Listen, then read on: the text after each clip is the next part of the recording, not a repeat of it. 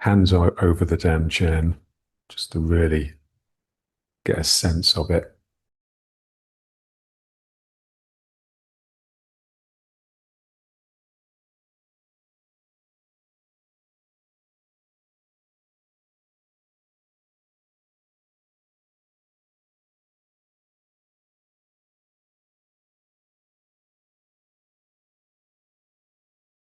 And now just breathing that.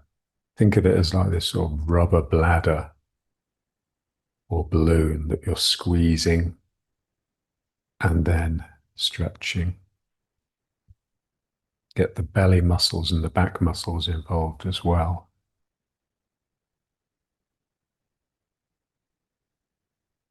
Open, close. So with the breathing in to open, breathing out to close.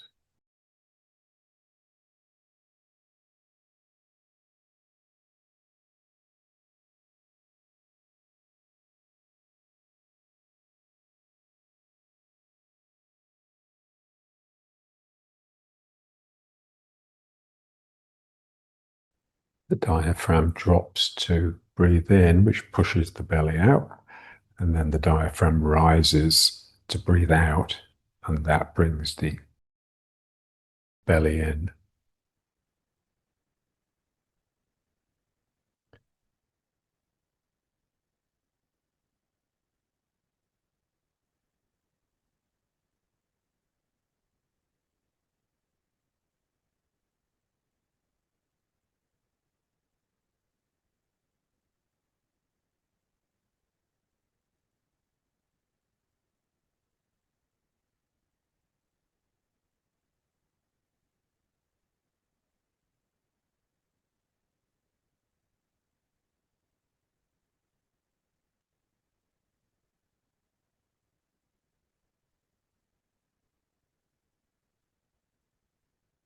So we're working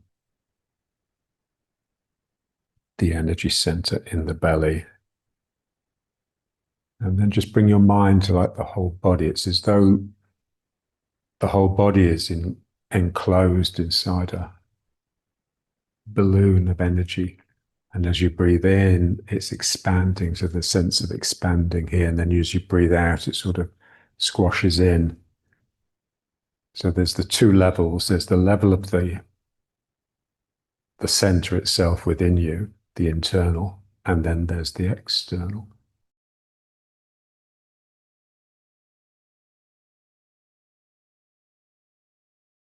Imagine the external bit is getting bigger and bigger and bigger.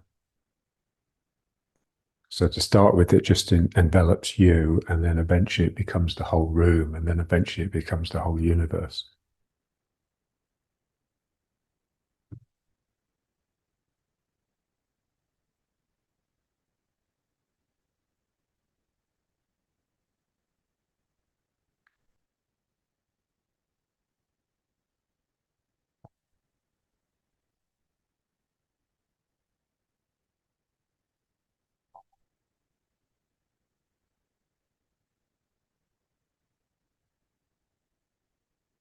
I'm just turning a little bit with it, so opening to the side, and just feel how the spirit changes because you're turning towards something that's new.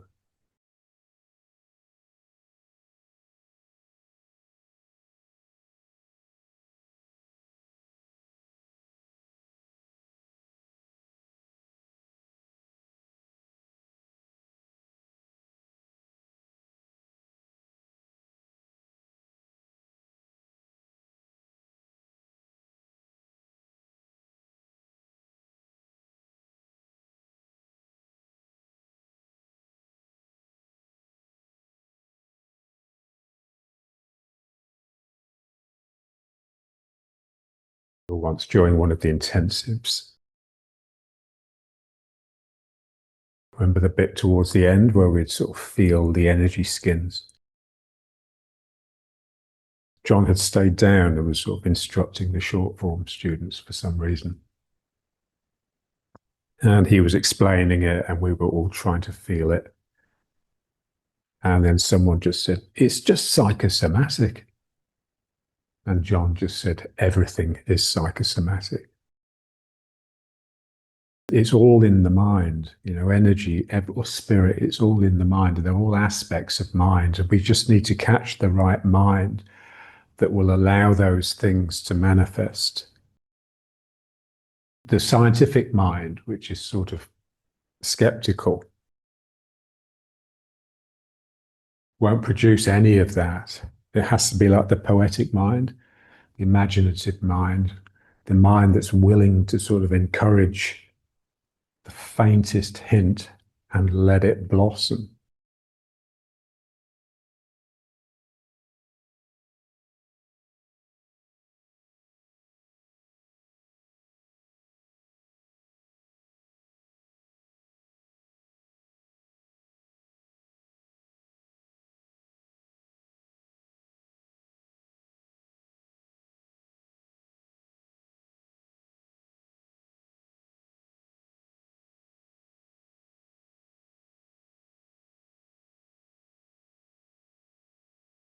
Reach out and pull in, feeling the spirit, feeling the part of you that wills the little finger to reach out. The mind has to change.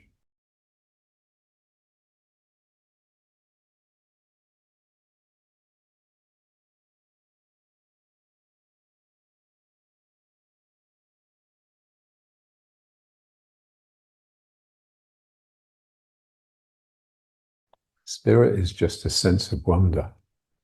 So that's the feeling as the hand reaches out. It's like, wow, this is amazing.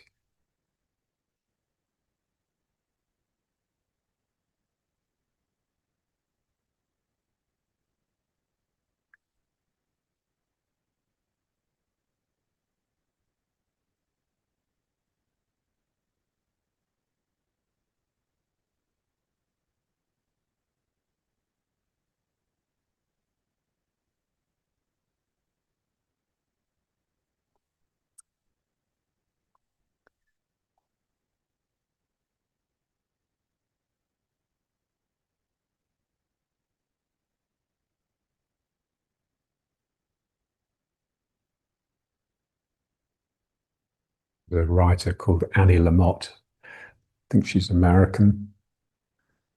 But she said there's only three prayers: help, thanks, and wow. So we're just praying wow all the time.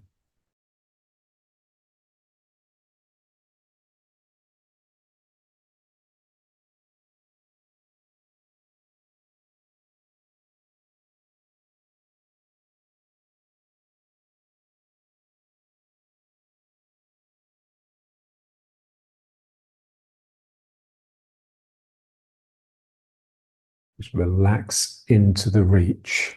The feeling is as though someone in front of you is pulling your little finger. And then you can just completely relax around the shoulder and just leave it up to them to pull the limb.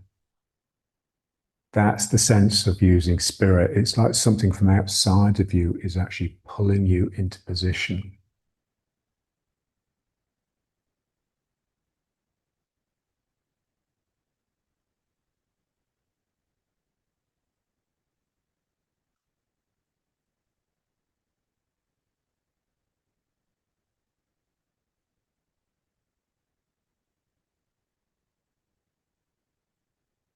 And then a few reaching up.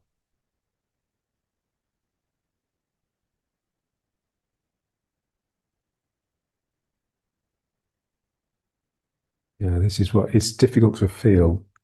So I've got to feel the movement up, but at the same time, I'm with the gravity that's just streaming down and pulling everything down.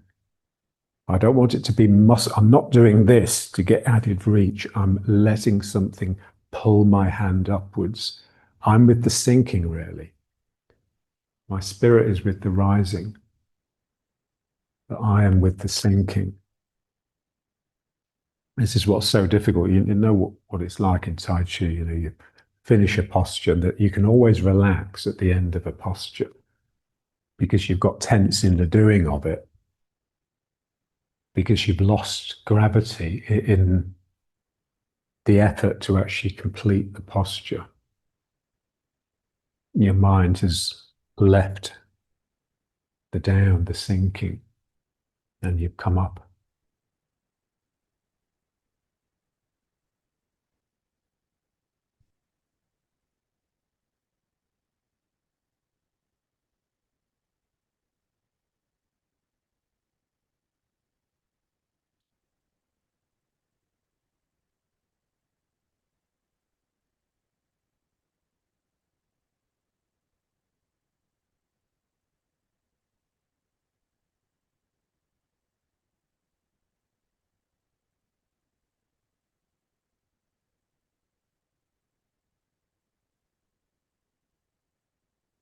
If someone was to lift this little finger, how would it feel?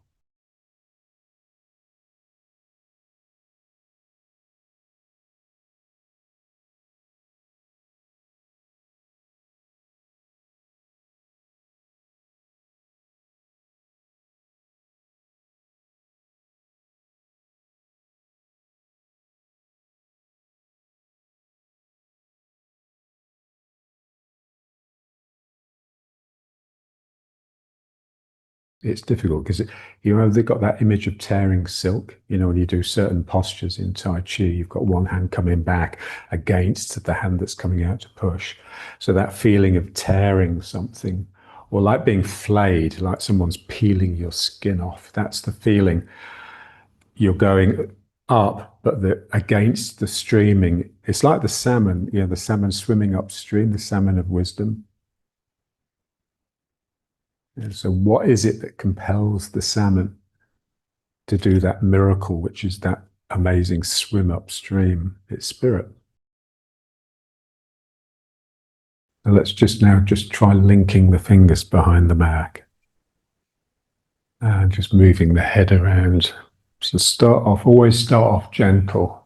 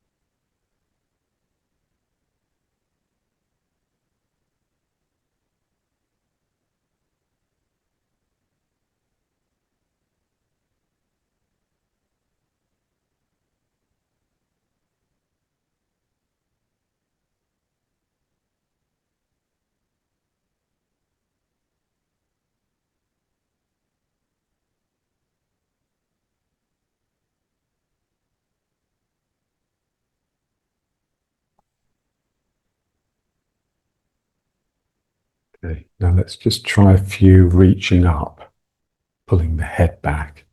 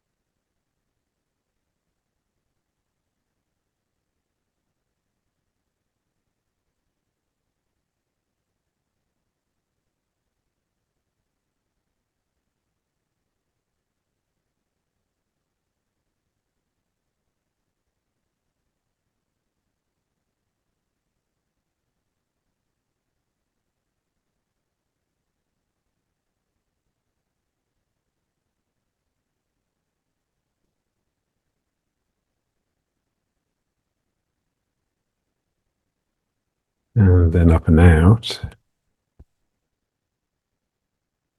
One hand turning over and just turning the head towards the hand that's looking up. So because of the way the arms are twisting, you can get the shoulders round with the head a little bit. So just go for that. Just trying to twist the spine all the time, really.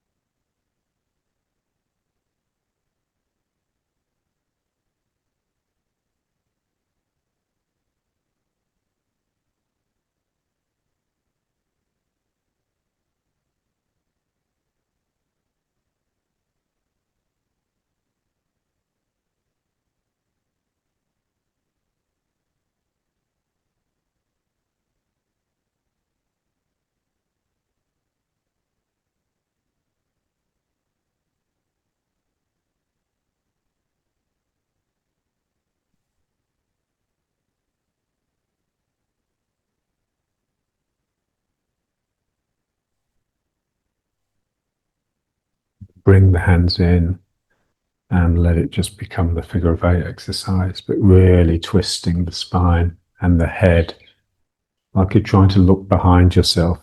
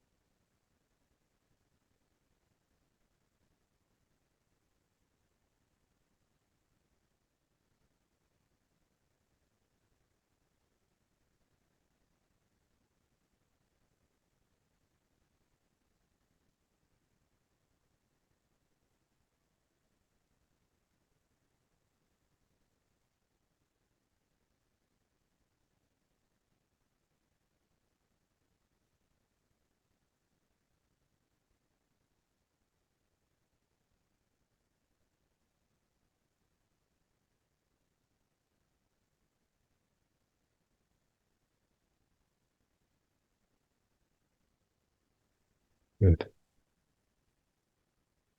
Now let's try some of those real strong twists.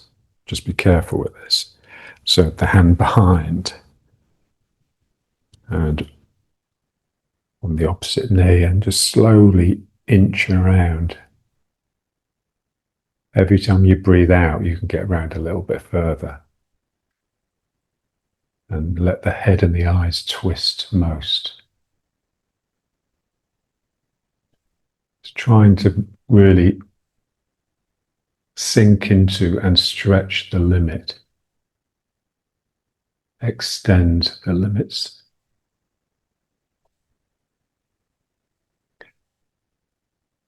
Especially important as we get older because our range tends to shrink as we get older.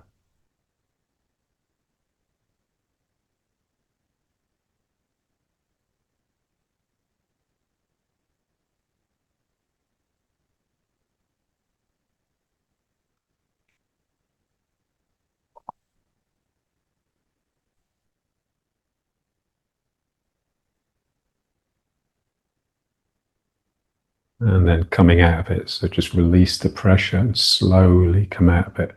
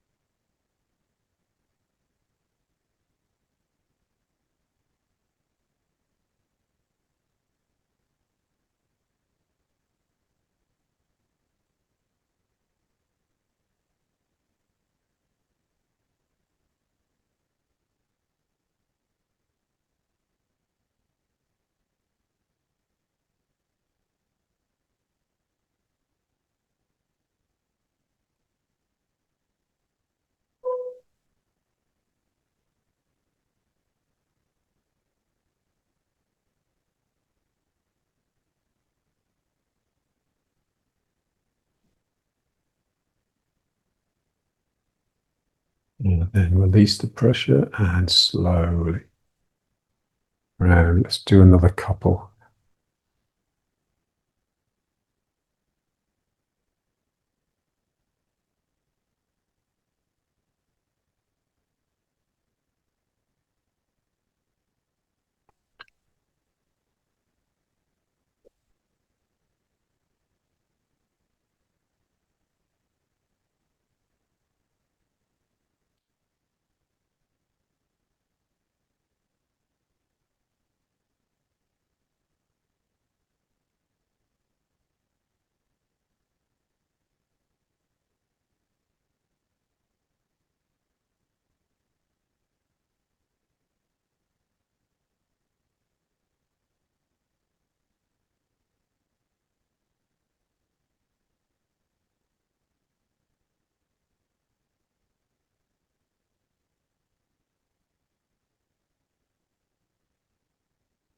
And release.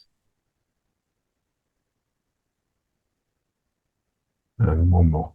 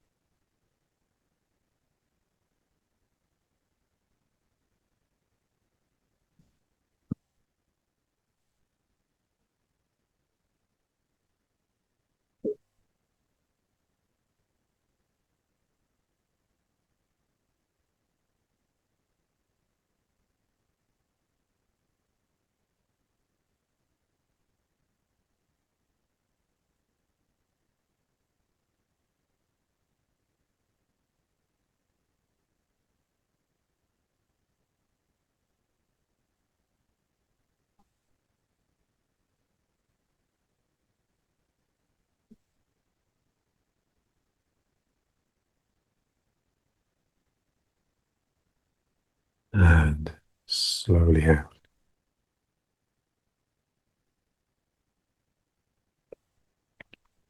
And now let's just try a little bit with the stick. So first of all, just trying to find that point on the spine.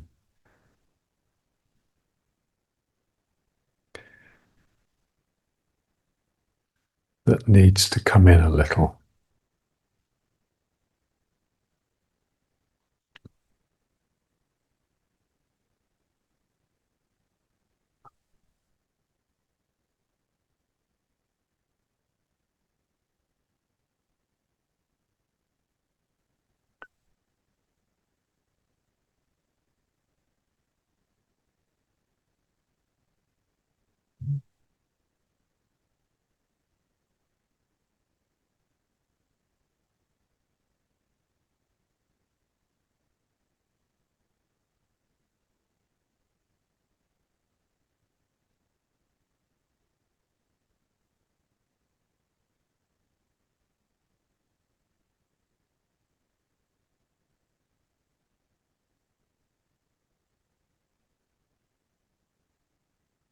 There's all of these stretches. We'd like to do them for, quite a long time, a few minutes each stretch.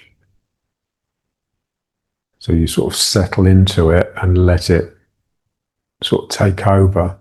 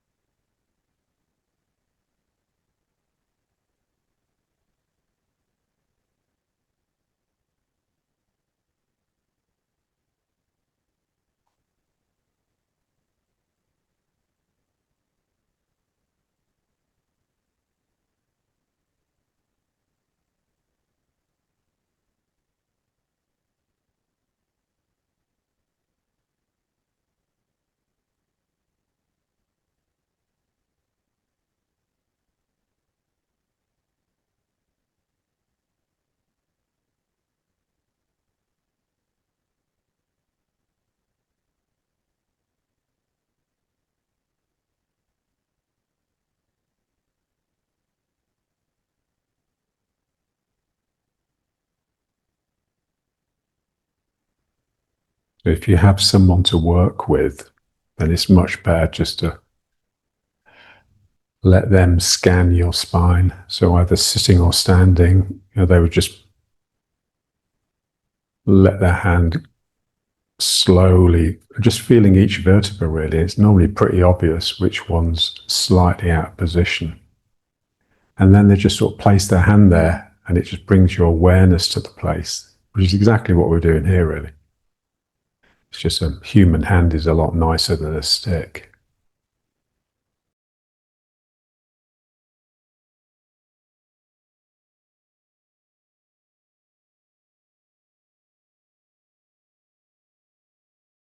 Until the spine is really clear and smooth, we're not really ourselves.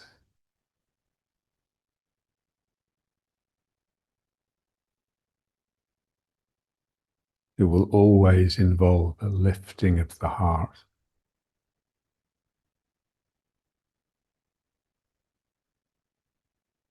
Nowadays, everyone is a little depressed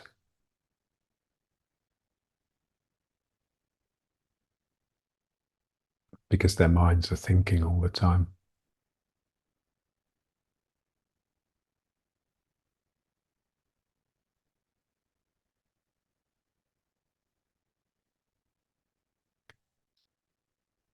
So the heart lifts and the mind expands. It just becomes this really light, spacious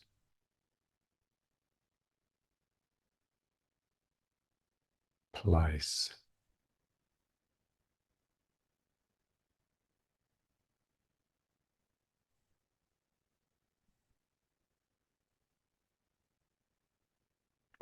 And then lifting the stick. So let's just do the ones where we let it come down the front and the back.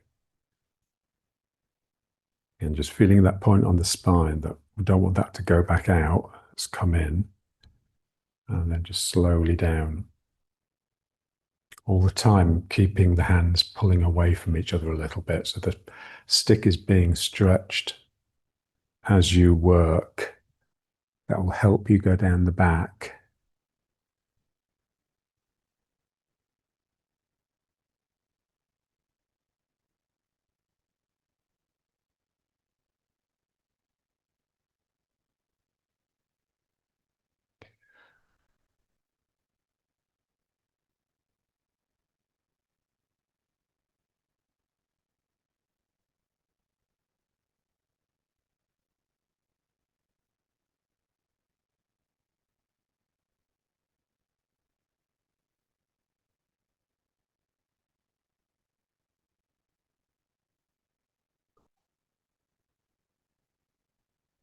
Good.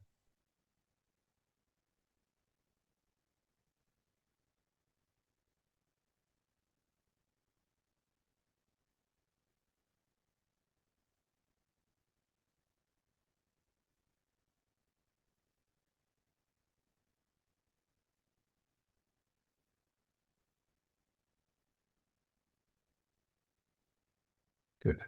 And now let's just pull and push the stick, so holding it in the middle. and gently pulling the hands apart.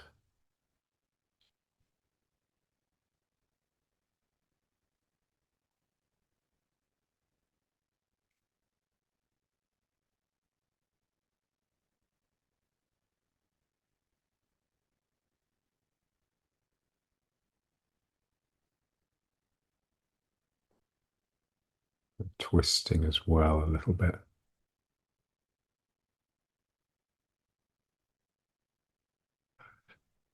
You're just trying to feel the force required to produce energy. It's very gentle.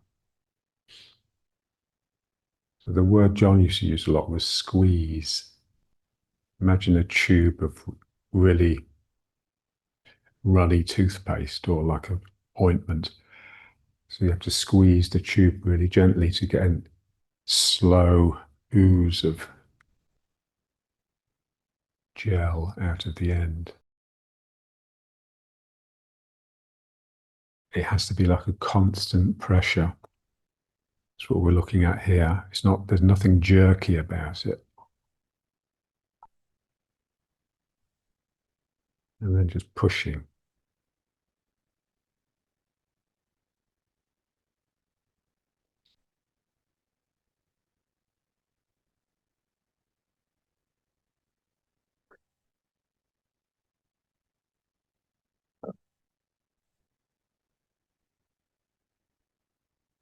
And pulling again.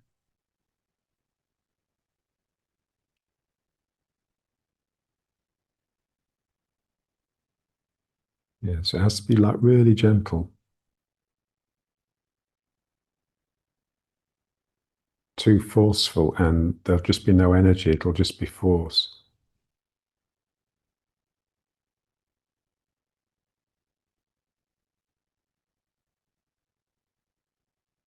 And then just one more pushing.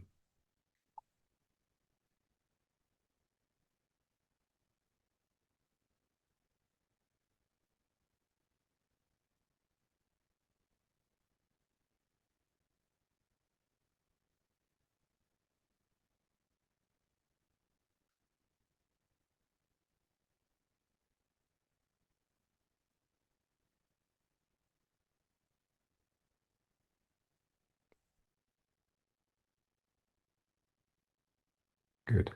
Okay, let's just do a little bit with the towel.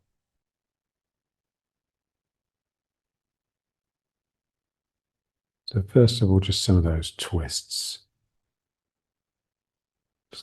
Important thing is just keep the shoulders relaxed.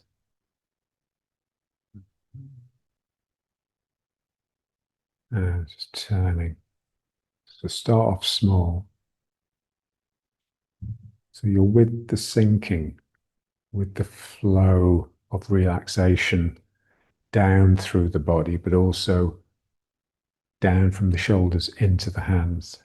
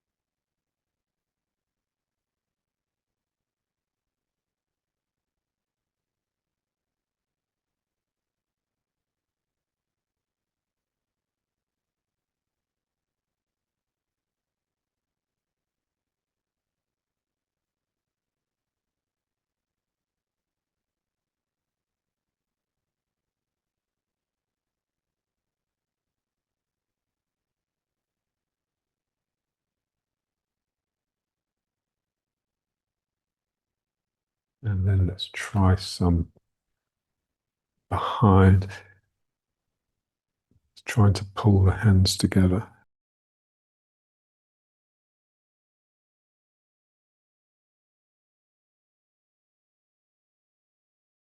And then just use your head to push the upper arm back.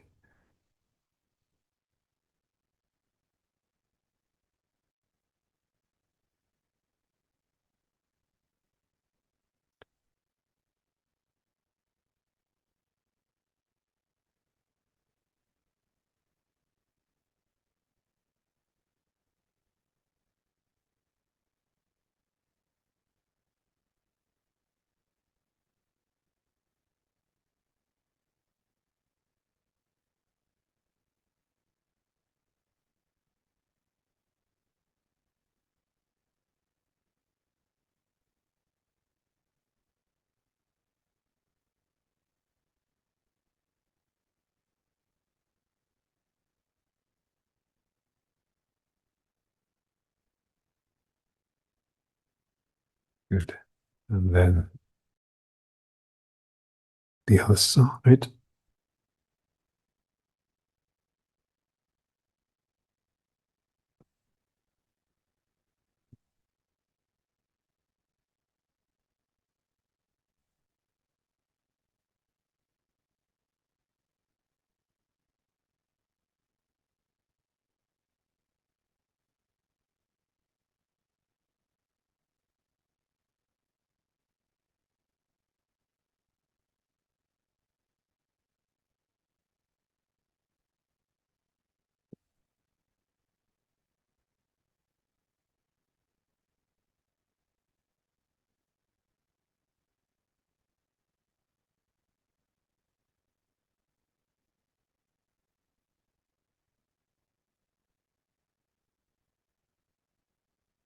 Good. And then let's just try some tilts. So fingers laced together, hands on top of the head. So a good, long, erect spine, and just tipping side to side.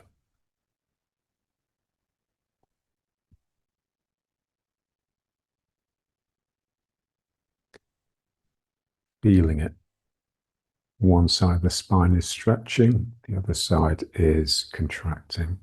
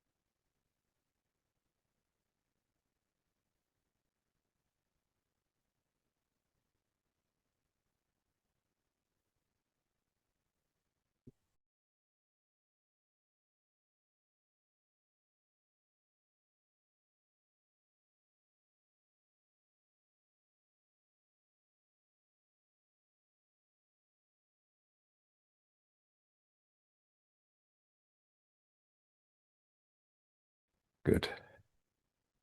Let's just bring the hands to the dantian again.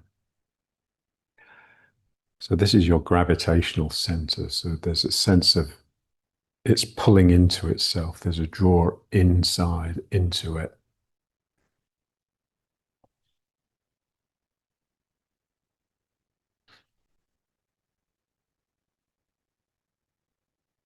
And then the head center is like the opposite of that. This is just really expanding, becoming lighter and lighter.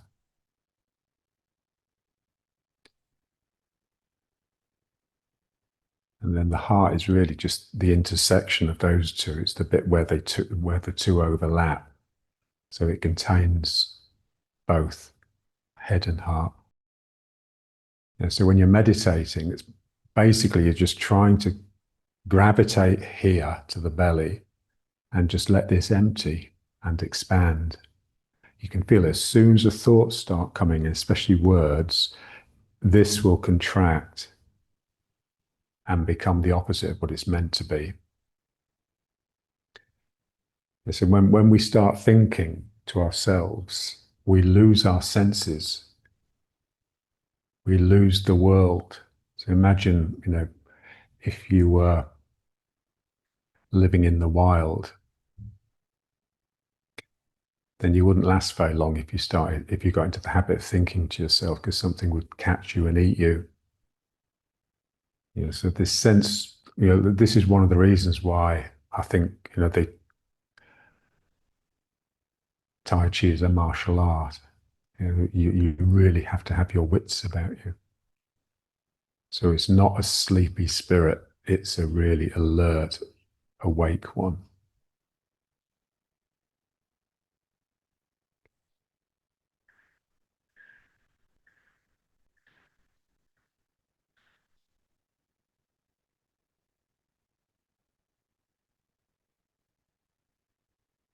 Okay, let's just try just a bit of the butterfly.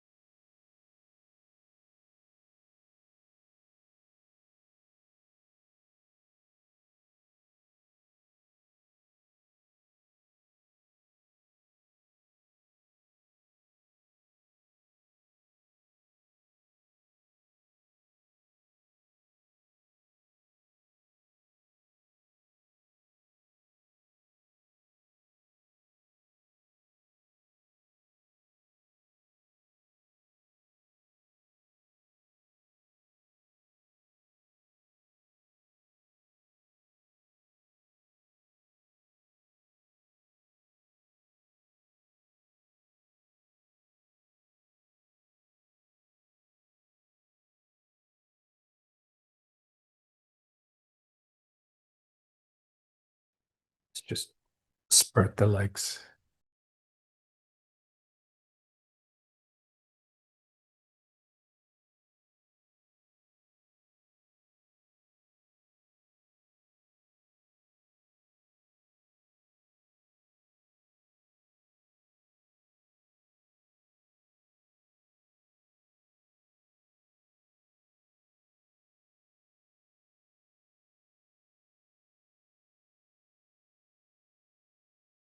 Yeah, how nice it is just to get on the floor. Even just sitting on a cushion, it's like takes you away from the floor. We just need to be close enough that we can just get the hands on it easily, I think.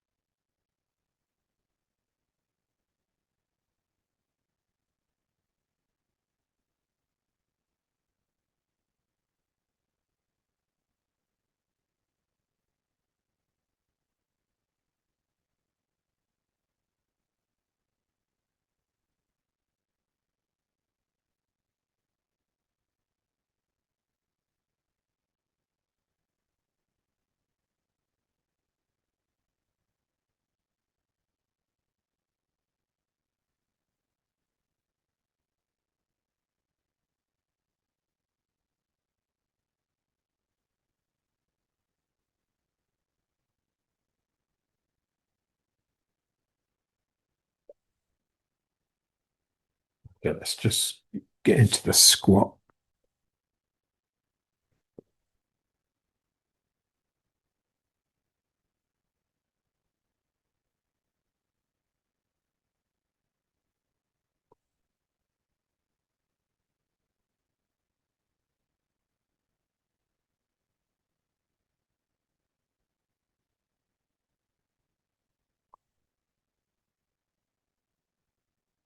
Feeling the spread across the sacrum.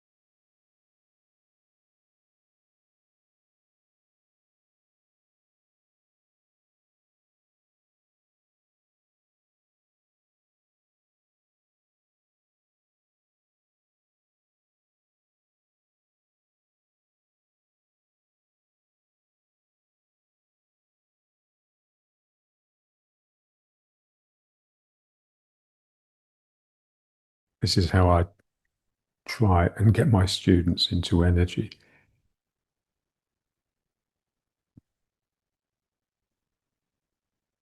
And, they always say, "Oh, I can't feel energy. How can I feel energy?"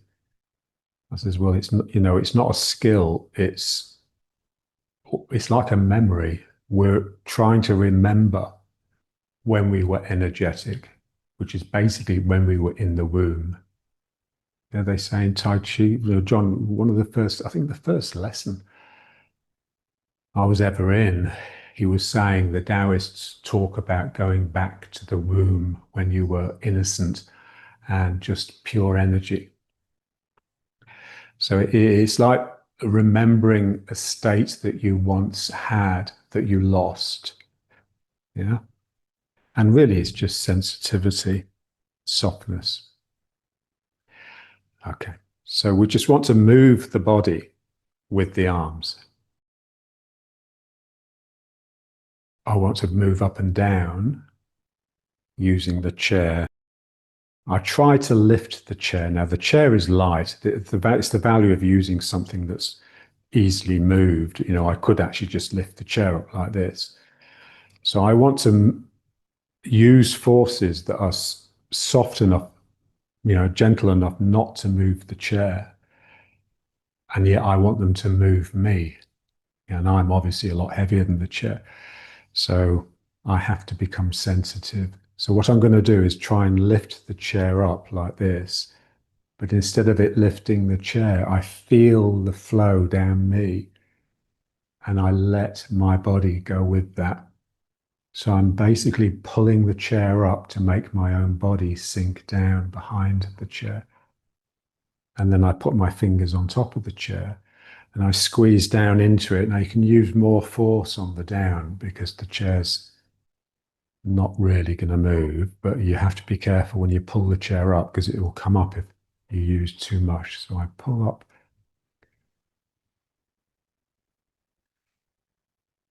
So I'm using my hands, my arms to produce flows. That's a flow down, and now I'm going to push down, and that will produce a flow up. And I let my body go with it. So the trick is to get it to come from the energy, not use the legs to help. So there's a delay. You have to sort of push, and then, ooh, it's like suddenly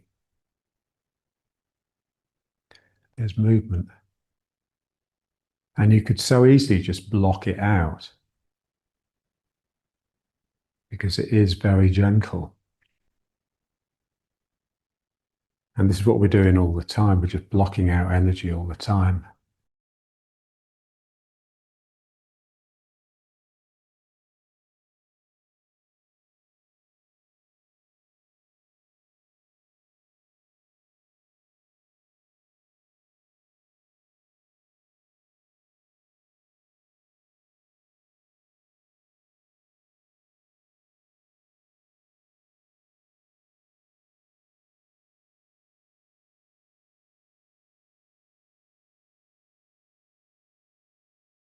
So we're trying to catch the mind, that really sort of open, encouraging, optimistic mind that will allow energy to flow and then will allow you to respond to the movement of energy.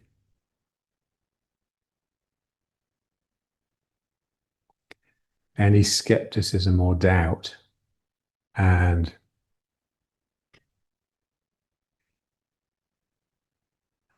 the body won't respond.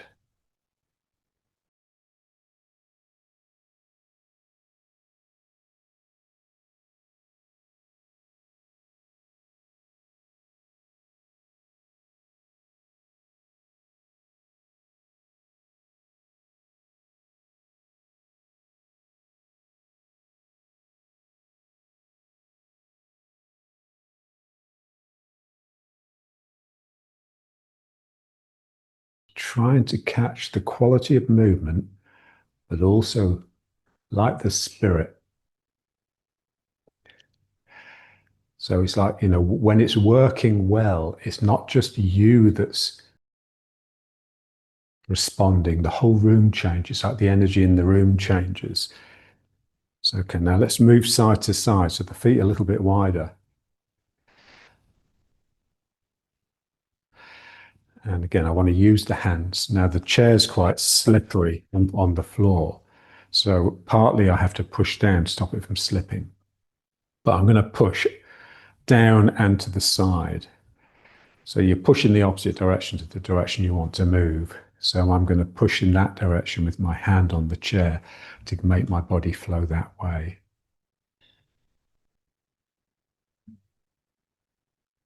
And then you can either pull with this hand or push with this hand.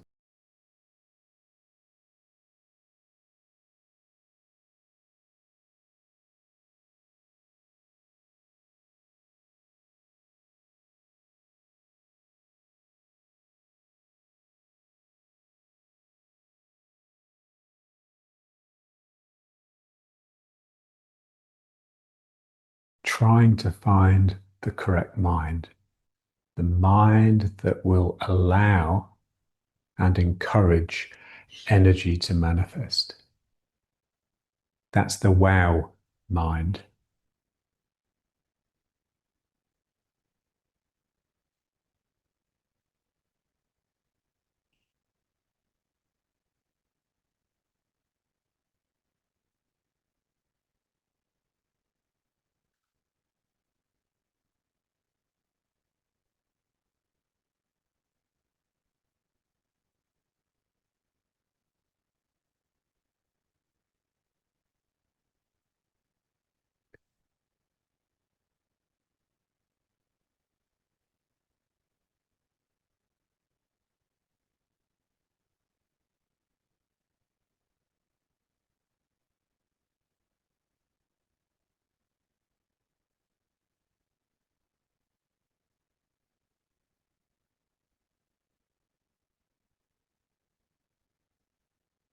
And just enjoy it. I mean, it's so lovely, this quality of movement.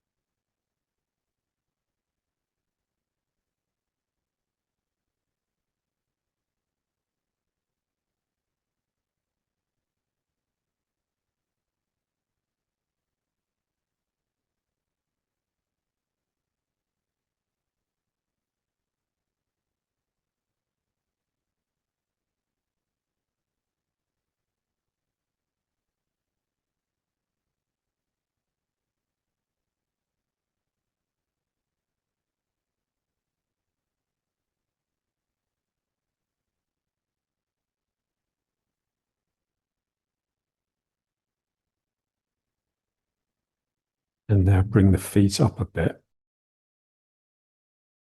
And now we're going to do the turning. So I just want to feel that my spine doesn't really move side to side very much. I'm just going to turn around it. So just using one hand to push the chair either forwards or pull it back. And the chair's not moving. So if I push the chair forwards, but the chair doesn't move, then effectively the chair will push my hip away from the chair and I'll turn towards this wall. And then I pull the chair with the finger and I will turn back. Now my hip's moving towards the chair. And then I push. People find this more difficult to get their mind around.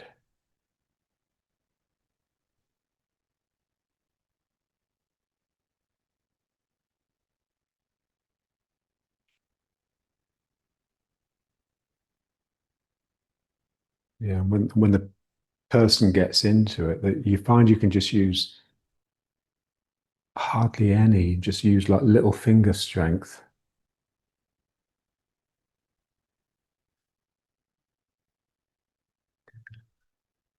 And it's like John used to say, that the more gentle you are with your forces, the more energy effectively. But of course, you need the right mind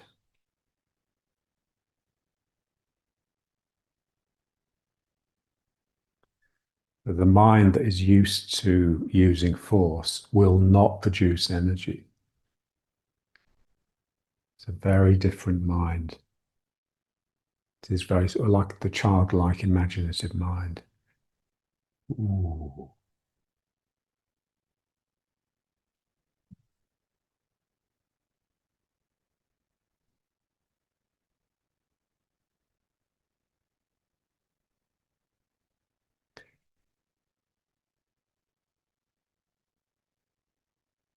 And you can just swap the hands around.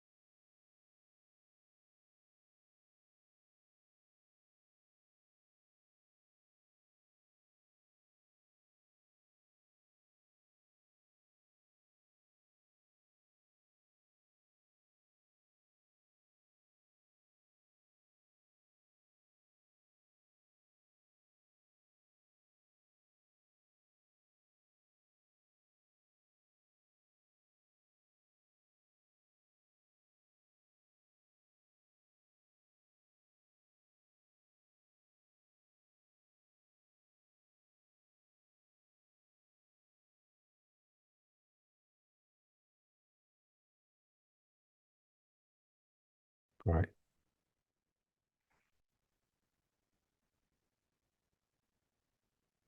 And let's just do some turning.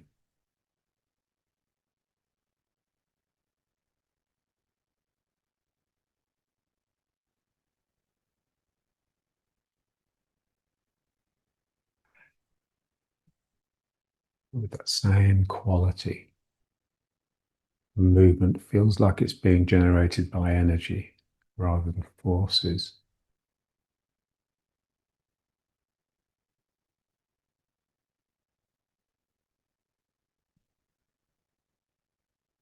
You feel it mostly in the back leg, the emptying leg. Yeah, so the leg is straightening, which is pushing this hip round, but it's also emptying in the, so there's a sense of flow down the leg. I can feel both of those movements almost totally balanced. If they were totally balanced, I wouldn't be moving, but they're both there all the time.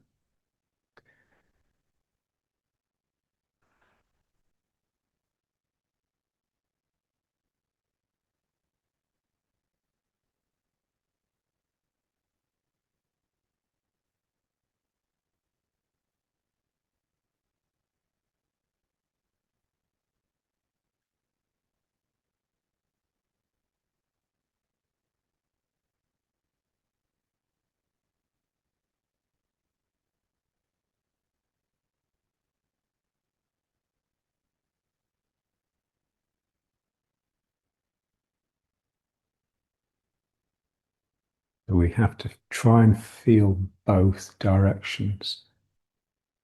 It's the same as we know when I was working with the chair, I was applying a force in one direction to make the body move in the other.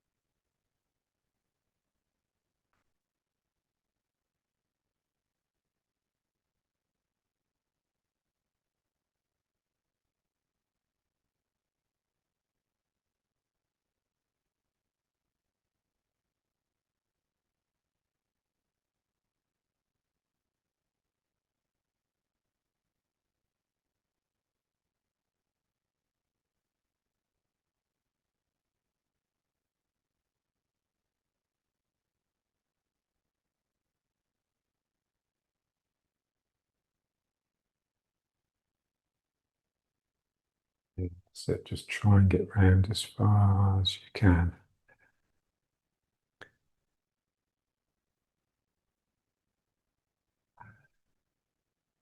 Want to hit the limit. The limit will be elastic, so if I push into the limit, I'll naturally spring out of it.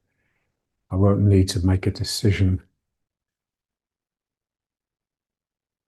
So my mind then can just stay with the energy. It doesn't have to worry about controlling the situation, just has to keep a balance.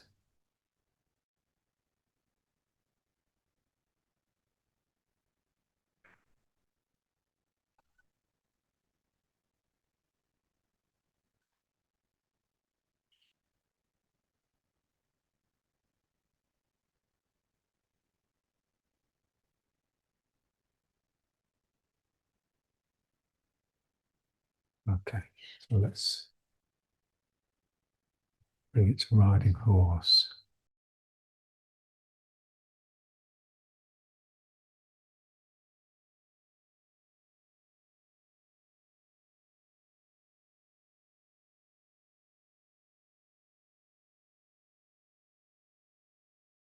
The arms coming away from the spine, shoulder blades pulling away from the spine. So we just want to feel just the naturalness of the return. So if I can get the shoulder blade really moving down the arm, then there's a sense that there's at some point where it starts coming back into me. It doesn't just continue in a straight line like that. I want to feel the roundness, the circularity in the arms, obviously, because it's clear in the arms, but also in the legs.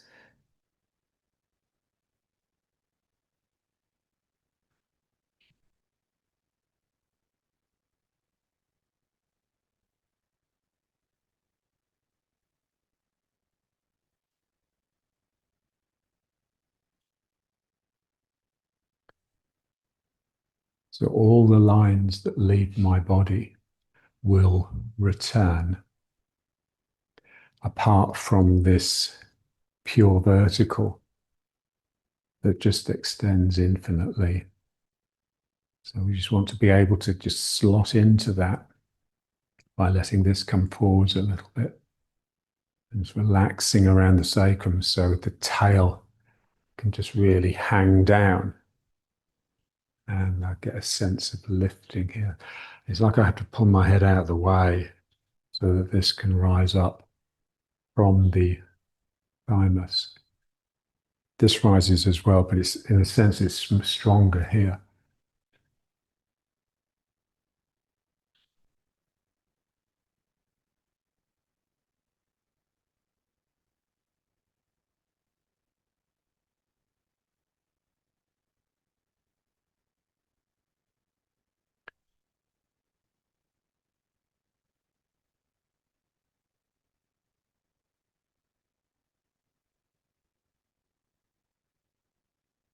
So the sacrum has to feel like it's sinking so that the levity can be released here. If I'm totally heavy, then I'll tend to collapse and there'll be no lift, and I'll just end up in a heap on the floor. So it's all the time just hitting that point of equilibrium.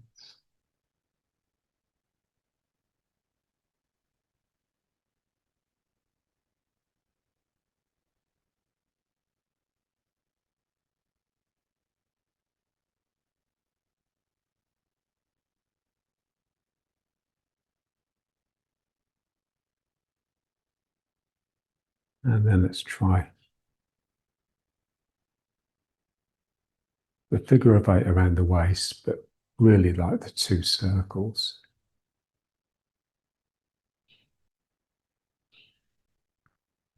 Feeling the circularity.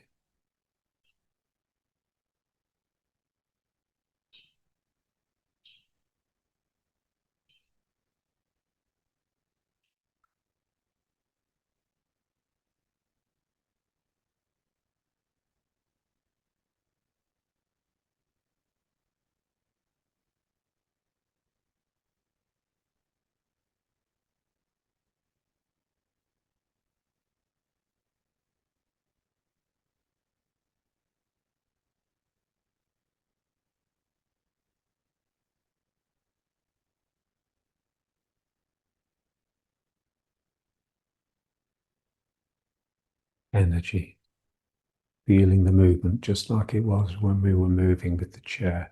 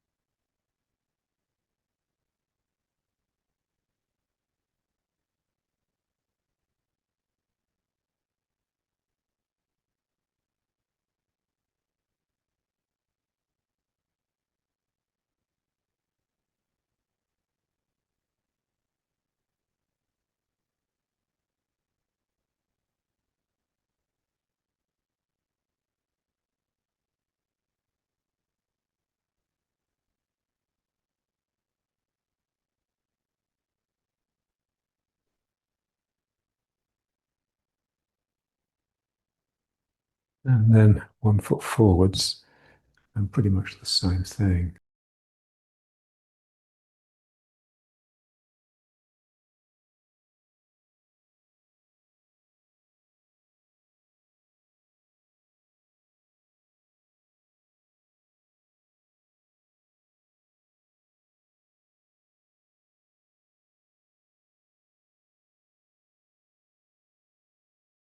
Pulling with the foot. This foot is pulling the ground back, and that is producing a flow of energy in the opposite direction, which I coast along. It's got the same feeling of almost floating.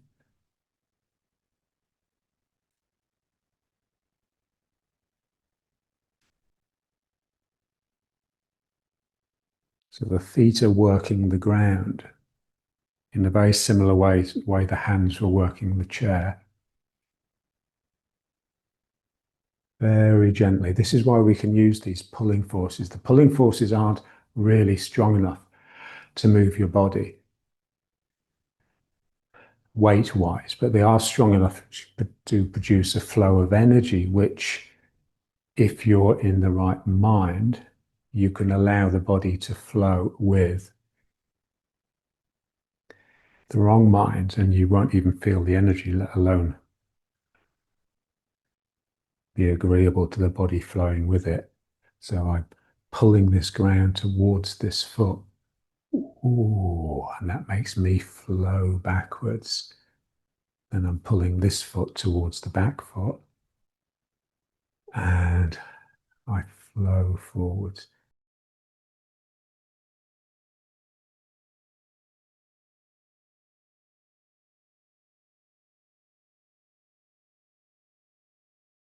It's so different than just the way we normally move. My legs have to be, in a sense, that much stronger because my legs have to be able to support me, but also generate this energy. And I have to have a mind that is detached from the pain so that it can just cheerfully flow along.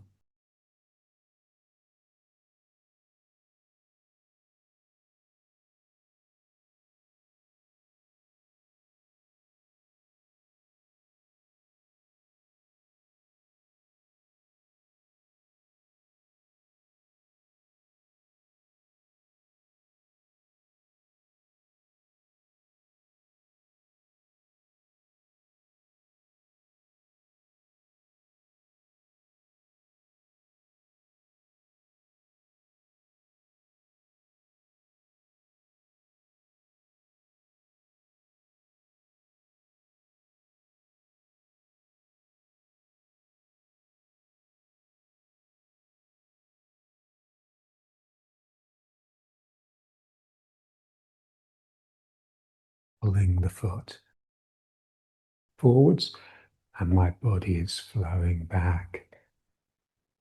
I have to feel both directions.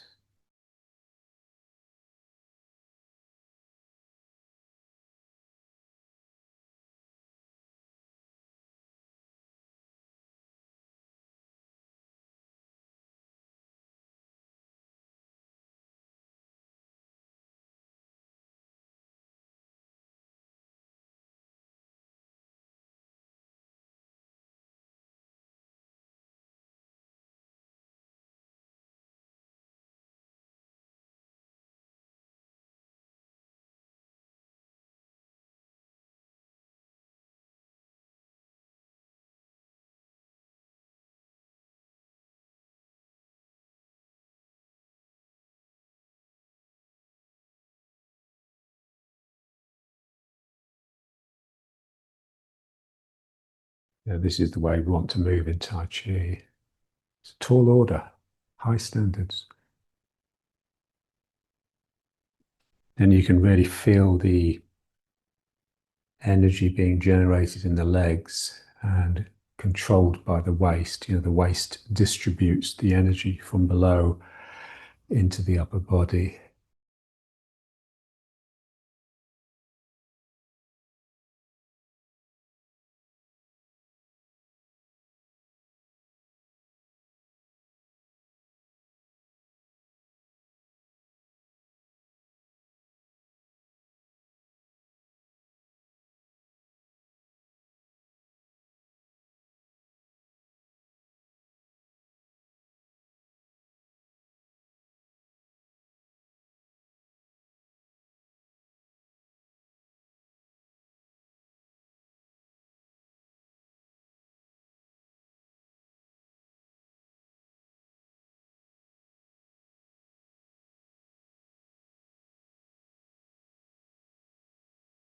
Forces are so gentle.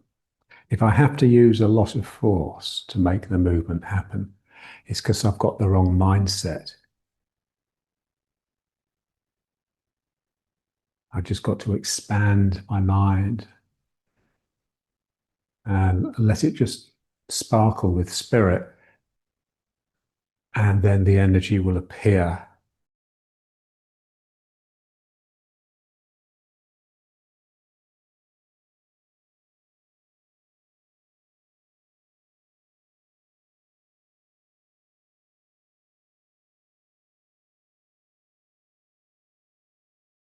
Okay.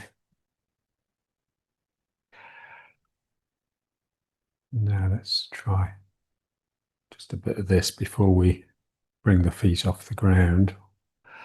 So just loosening really into the groin,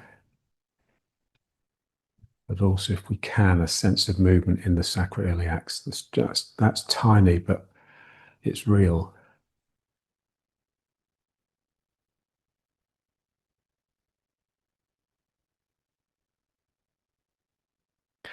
And also the sense of movement inside the sacrum. Sometimes you'll feel the sacrum click. It's like it's beginning to break into its component parts.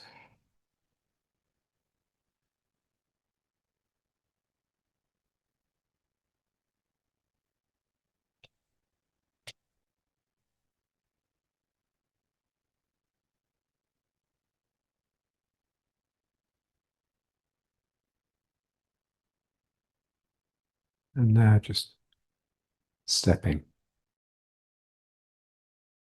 Basically just the figure of 8 again. So remember, we put the foot down by circling around it.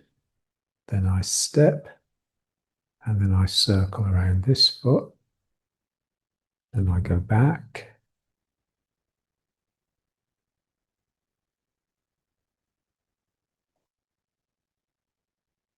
All the time I'm pulling with the foot to generate the energy, which then I flow with.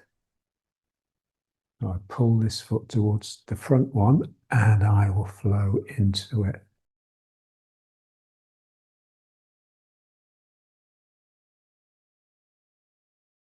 So this sort of energy we're using now, there's very much like a delay.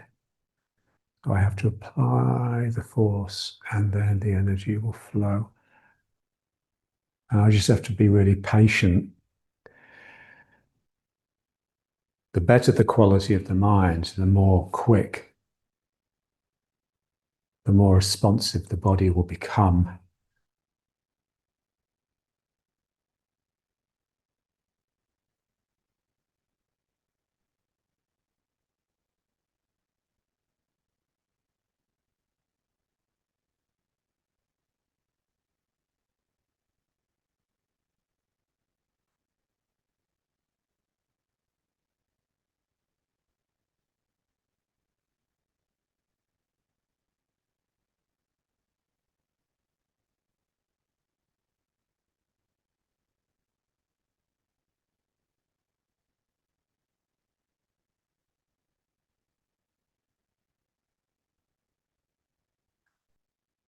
Yes, if I try using my normal clever mind, it just ruins everything, it just becomes forceful,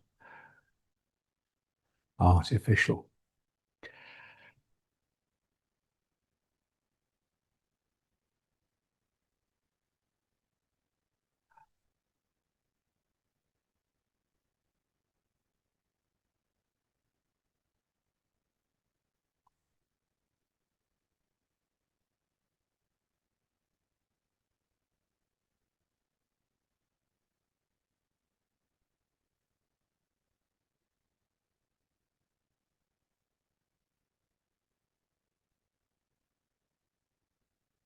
And then some with the other foot forwards.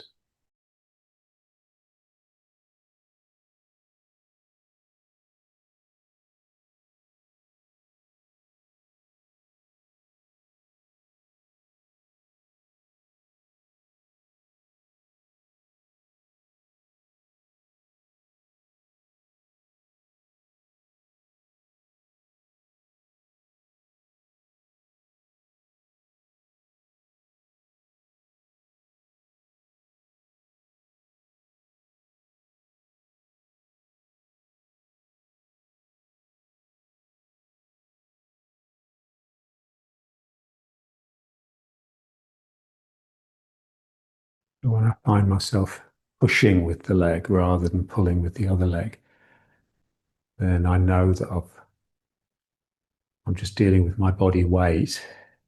There's no energy. Yeah, it could simply be that you're tired. Just a little bit of this work will actually really tire you out because it's a lot of concentration.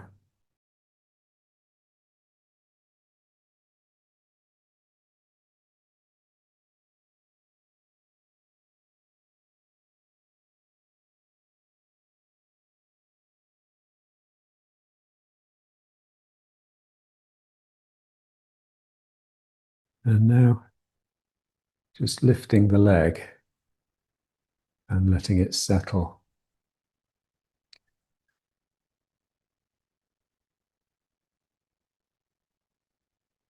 Feeling the weight flowing down, feeling the lightness rising.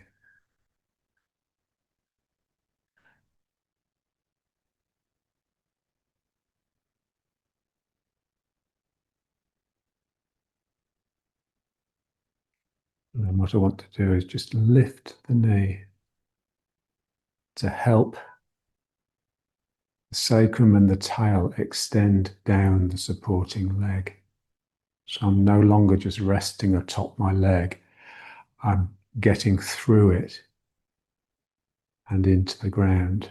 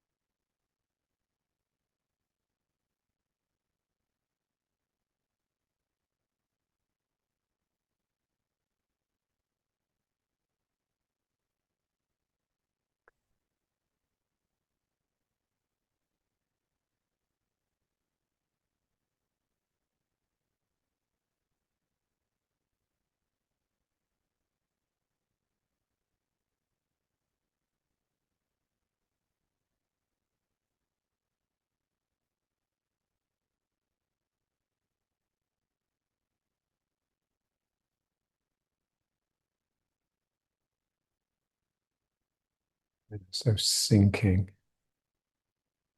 So sinking is like just a flow of gravity down through you, which we feel as an energy.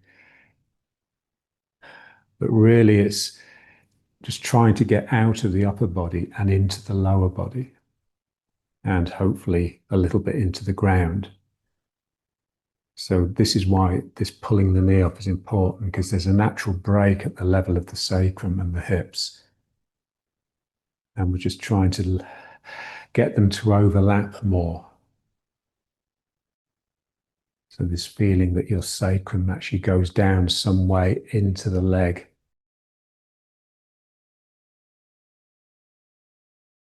And just feeling, as you know, in my mind, there's a sense that the sacrum and the tail are probing into the ground.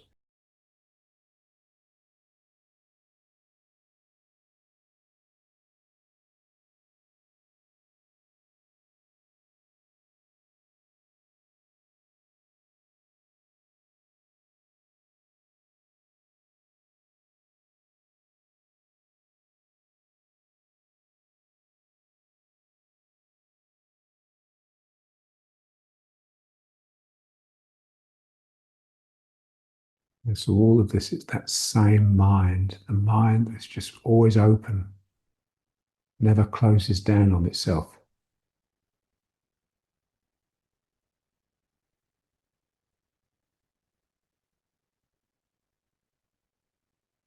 Always opening into the world.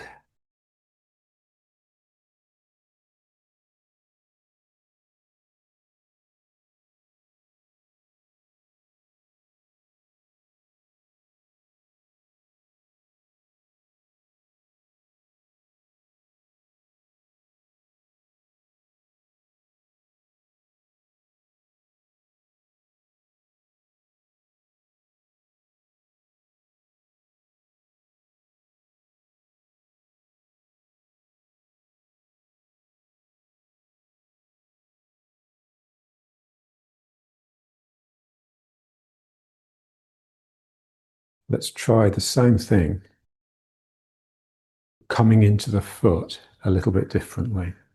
So that was like making a circle around the foot, like one loop of the figure of eight, going from my big toe around the inside edge, down the back of the heel, around the outside edge. And it's really when the loop completes itself, when I get into the big toe and that can press down, that this foot can then come off the ground. Now, just feeling that as a figure of eight rather than simply a circle. So I have to feel the figure of eight in the foot. It's basically the same as the figure of eight that you'd be doing with the hand, like this. So it's going around the toes, from little toe through to the big toe.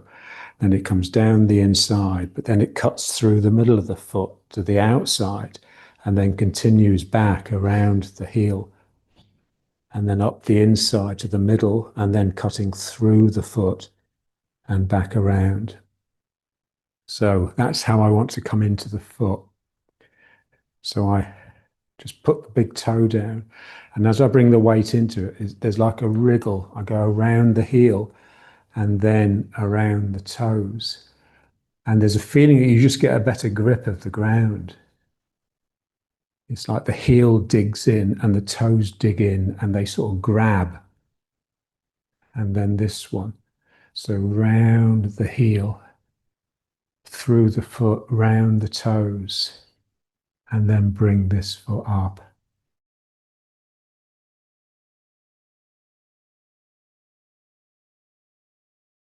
Figure of eight around the heel. That's the tricky bit.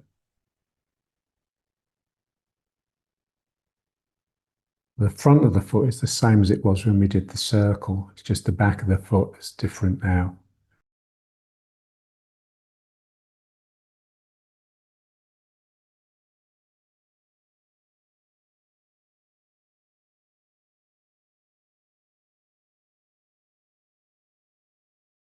Here you need to use quite a bit of effort and force to just open the foot up a bit. We want to feel like the heel is almost as active as the toes are. The heel is like the opposable thumb of the foot. So I want to feel like there's real movement in the heel.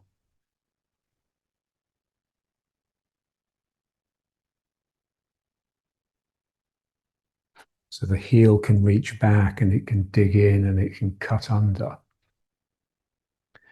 And that's the loop that goes around the back.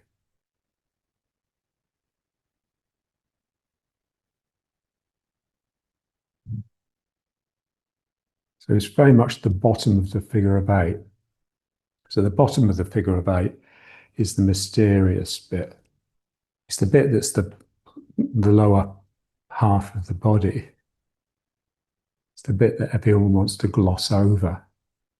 So when we're doing the two circles, just the loop around the waist, then we're basically just doing the top circles of the figures of eight.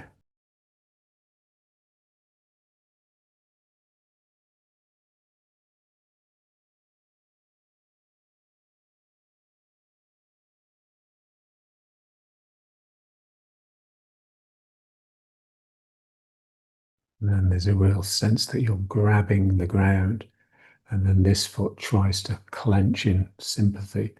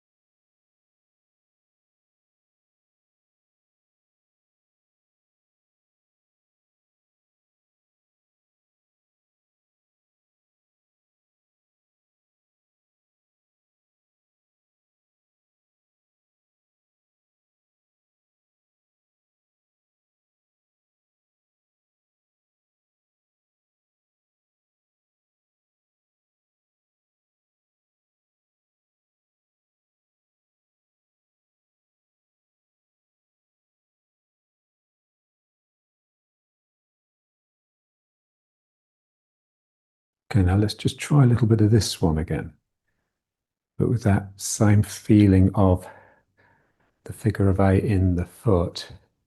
So as you come onto the toes of one foot, that's when you're going around the front of the foot, but the other foot will be going around the heel. So one foot has the heel coming up, and the other foot has the heel really digging down. It's trying to activate the heels and just really feeling the heel. So different from the front of the foot.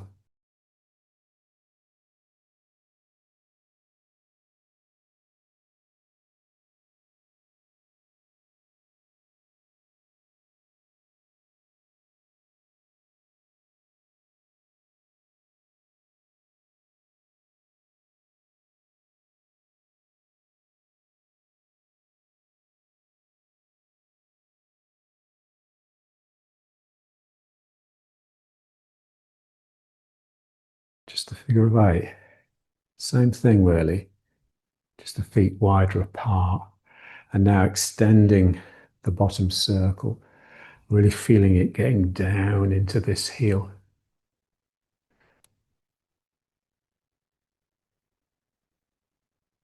The part of your mind is with the top circle, which is like your fullness. And another part of the mind is turning away from the top circle. But there's another part of the mind that connects to what you can't see, this sneaky darkness, which is the bottom circle.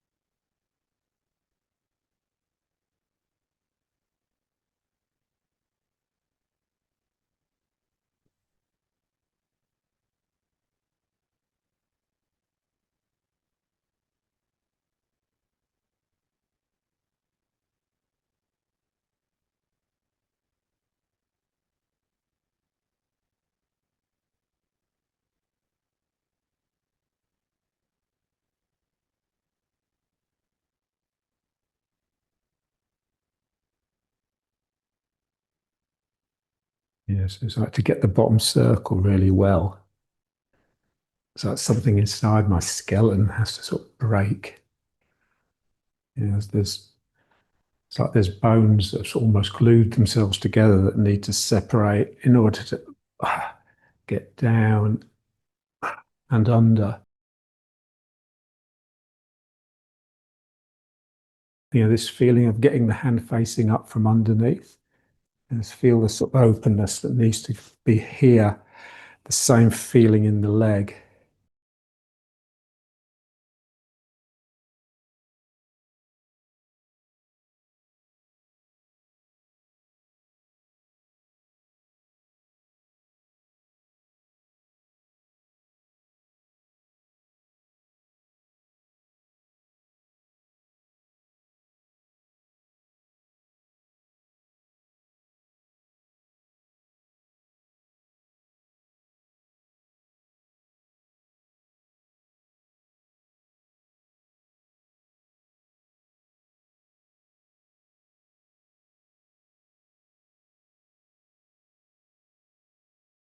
Let's finish.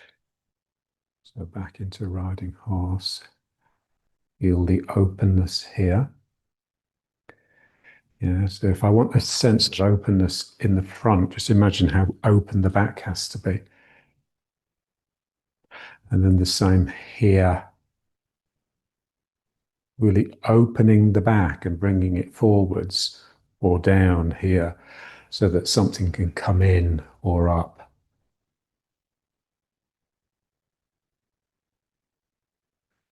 There's my back swelling away from the spine and coming down the arms that hollows my chest.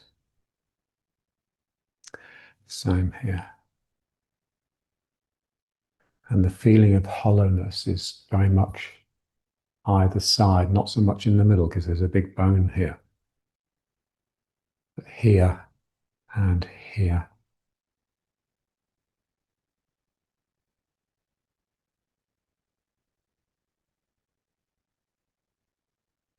And then just opening up like this, basically, to hit the vertical. And that's difficult.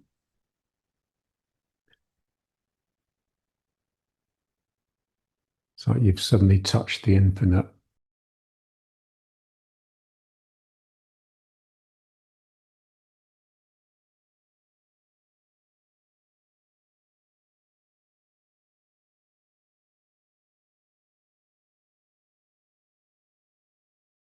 Or in Hebrew, infinity is just en sof, which means without end.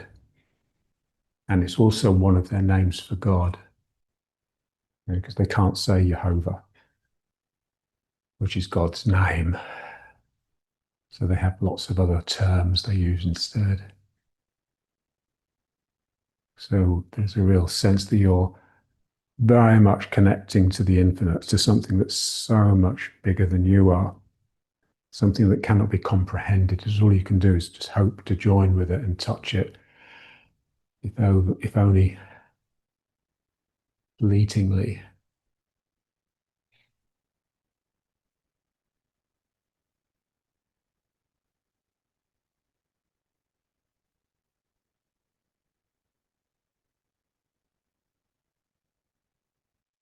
And then bringing the feet up.